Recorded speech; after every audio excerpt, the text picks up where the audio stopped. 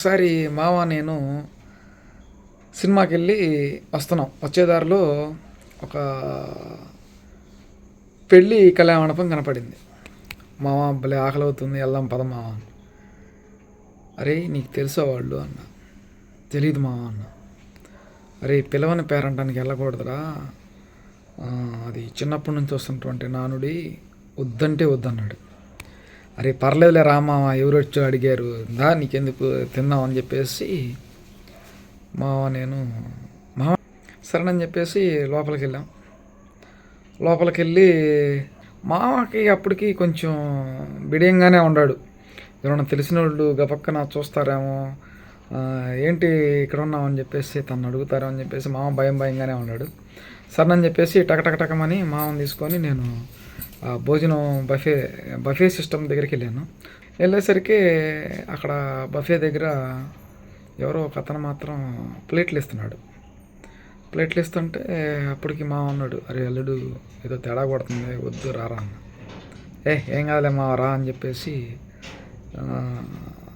నేను లైన్లో నుంచుంటా. మా ముందు దగ్గరికి ఒక 20 మంది దాకా ఉన్నారు. 20 మంది అయిపోయిన తర్వాత నేనేం చేశానంటే, ముందు నువ్వు నిలబడు నువ్వు కొంచెం పెద్ద తరహాగా ఉండాలి, నేను పిల్లోళ్ళలాగా ఉండాలని చెప్పాను. సరే ముందు నుంచున్నాడు. ఎవరి తాలూకా అని చెప్పేసి అడిగారండి. చాలా బాధపడ్డాడు. సార్ మేము ఎవరి తాలూకం కాదు, ఆకలి అవుతుంది వచ్చాం సార్. అది నాకు కాదు సార్, మా అల్లుడికి అని చెప్పేసి చెప్పాడు.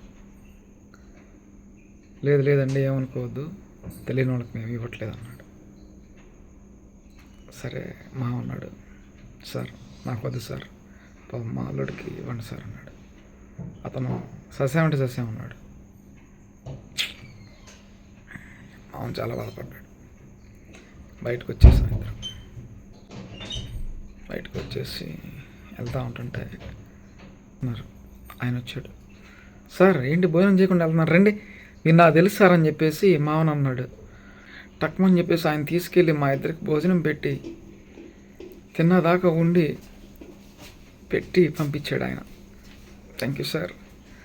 పర్లేదండి రాము గారు, అది ఇది అని చెప్పేసి ఆయన్ని బయటకు వచ్చినాక, చూడలుడు ఇది పరిస్థితి, రాము గారు ఉన్నారు కాబట్టి మనం ఈరోజు భోజనం చేయగలిగాం. అదే రాము గారు లేకపోతే, అందుకే పిలవని పేరంటానికి వెళ్ళకూడదు ప్లీజ్, ఇది మొదలుకొని ఎప్పుడు కూడా పిలవని పేరంటానికి వెళ్ళబాకు అని చెప్పేసి చెప్పాడు. నిజంగా కళ్ళమ్మ నీళ్ళు తిరిగింది. నాకు ఆకలి కూడా ఇప్పుడు చచ్చిపోయింది. కొంచెం ఇది అనిపించింది. Anyhow sorry and thank you Ramu గారు.